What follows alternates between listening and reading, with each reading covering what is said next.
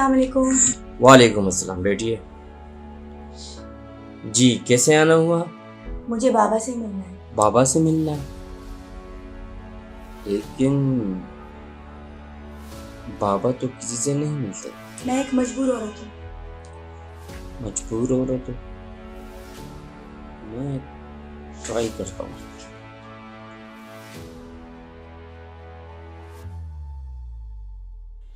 बाबा, एक मजबूर औरत है, वो आपसे मिलना चाहती है। ठीक है, कल बुलवा लेते हैं।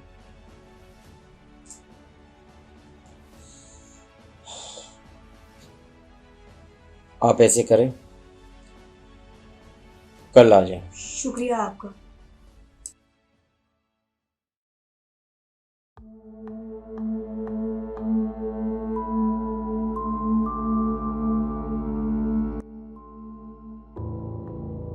हेलो।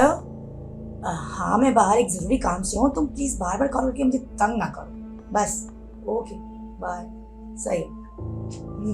ओके, ठीक है भाई, बस करो। रख दो फोन, मैं बाद में देखती हूँ क्या मैटर है। ओके ओके, देख लूँ। सही है। अच्छा, आकर देखती हूँ ना यार। ठीक है ठीक है, उसे कह दो तो फाइल रखे, मैं बाद में आके देखती हूँ। सही। Okay okay, bye.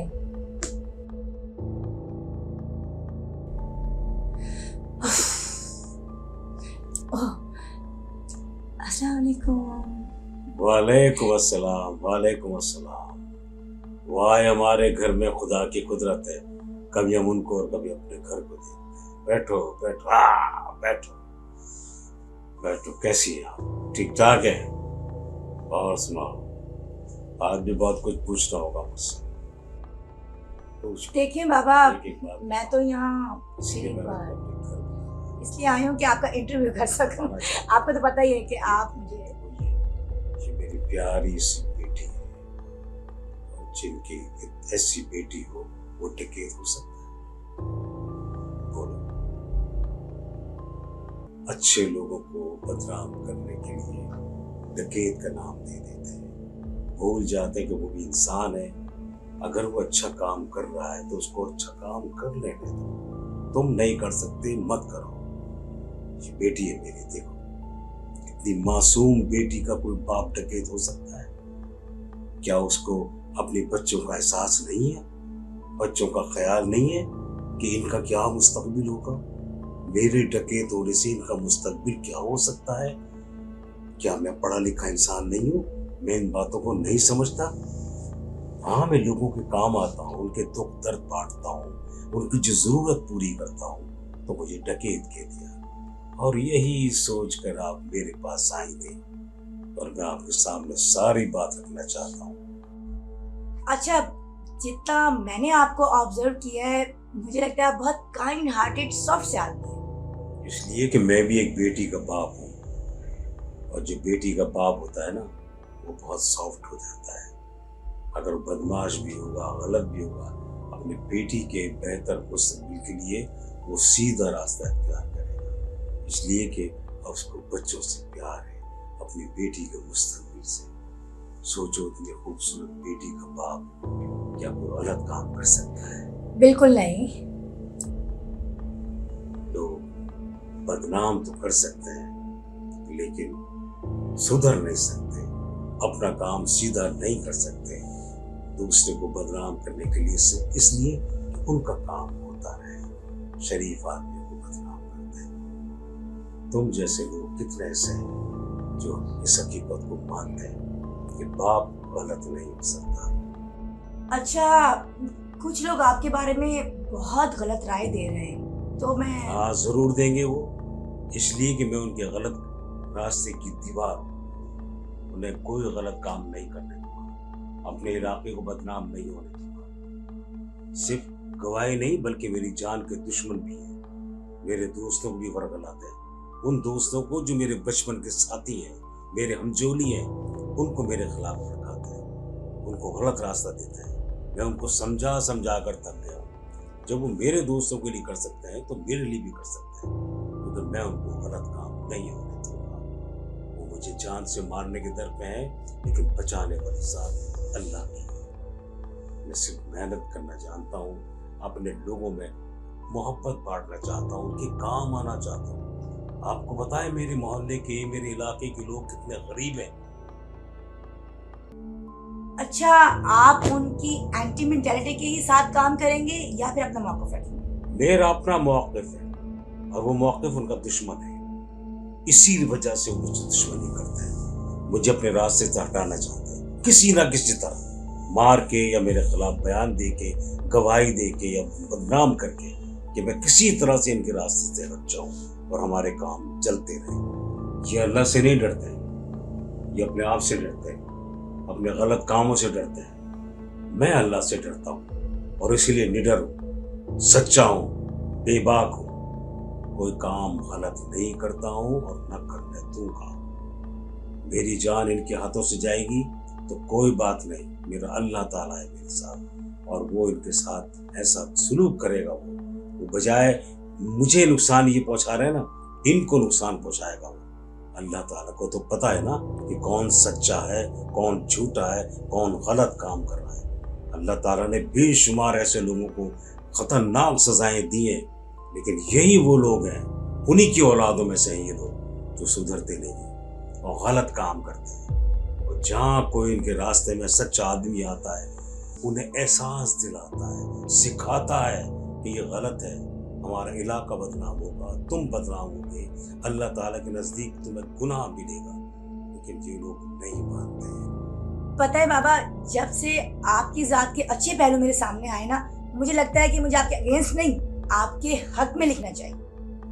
बिल्कुल, आपको सच लिखना चाहिए। ये आप नहीं लिख रही हैं, ये अल्लाह ताला लिखवा रहा है आपसे।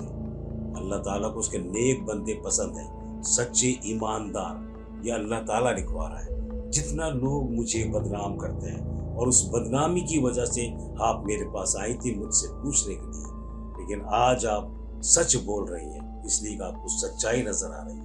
अल्लाह ताला गवाही दे रहा है मेरी, और मैं अल्लाह से बहुत डरता हूँ। अल्लाह से डरने की वजह से ही आप बिल्कुल ठीक कह रहे हैं। खिदमत करता हूँ। दीन के लिबादे में दुनिया को खाने वाले लोग। आप बिल्कुल सही कह रहे हैं। दीन का लिबास पहनकर हमें धोखा देने वाले ये लोग हमारे मुल्क को शुरू से ही नुकसान पहुंचा रहे हैं। हमें और हमारे मुल्क को नुकसान पहुंचाने वाले यही लोग हैं, जिनकी बहकाई में, जिनकी बातों में हमारे सीधे साधे अवाम आ जाती है और सच्चे लोगों के साथ बुरा सलूक करती है। और इसीलिए कोई सच्चा शख्स हमारे मुल्क में अभी तक सही मानों में नहीं आ सका, और जो आने की कोशिश करता है तो एक ये भी लोग होते हैं कि उस पर मुख्तलिफ इल्ज़ामात लगाते हैं, गलीज़ इल्ज़ाम लगाते हैं, जबकि उसमें वो मुलव्विस नहीं होता है। दीन की रास्ते में आकर और दीन के यानी कि हिदायत पे चलते हुए ये लोग नेकी से काम नहीं लेते हैं, बल्कि भटकाते हैं, लोगों को बेवकूफ़ बनाते हैं, उनको मजहबी एतबार से उनको धोखा देते हैं, उनको वर्गलाते हैं कि सही कौन है, गलत कौन है, और हमारे सीधे साधे अवाम इनकी बातें में आ जाते हैं। बिल्कुल, आपके साथ मुलाकात रहेगी। आपकी जिंदगी के लिए दुआ गो हूँ। ठीक है, ठीक है, आपका बहुत शुक्रिया, आप मेरे पास आए, मैं आपको बोल नहीं सकूंगा, आपकी पर्सनालिटी। ओके जी, अल्लाह आते हाफिज, रहिएगा, बाय। खुश होगा।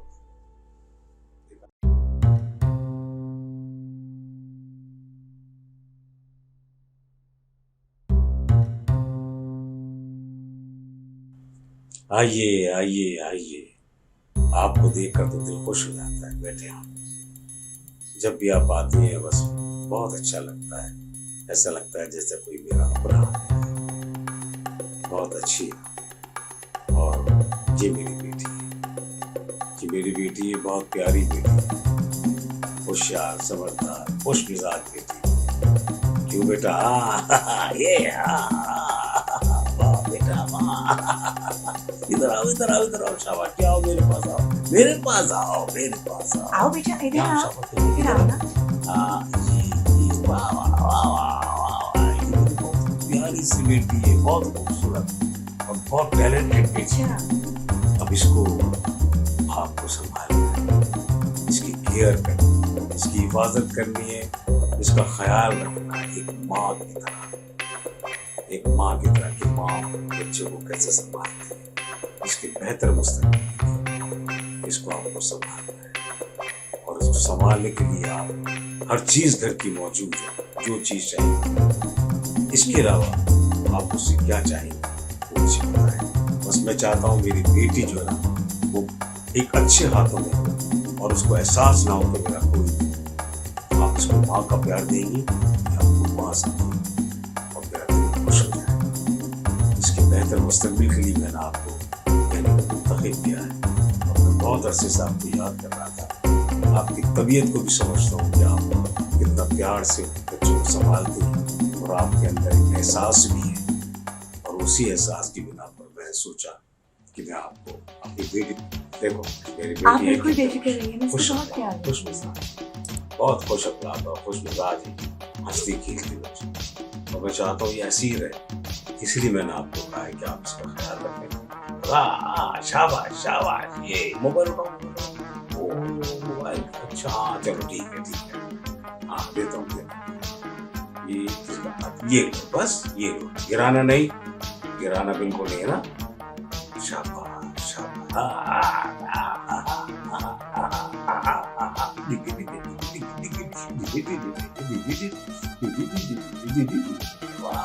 बेटी बेटी बेटी, प्यारी बेटी, प्यारी बेटी, प्यारी खूबसूरत गोल गोल बेटी, क्यूट बेटी, मासूम बेटी, बहुत अच्छी। शाबाश शाबाश शाबाश। हाँ, ये बहुत अच्छी, बहुत बेटी,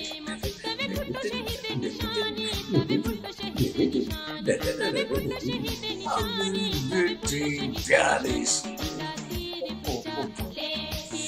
ये मेरी बेटी है, इसको आपको संभालना है। ये लीजिए, शाबाश, बिल्कुल माँ की तरह इसको प्यार कीजिए। चलो डांस करने। आओ बेटा, मैं आपको अंदर जाके सुला देती हूँ जी। ओके जी, आओ ना।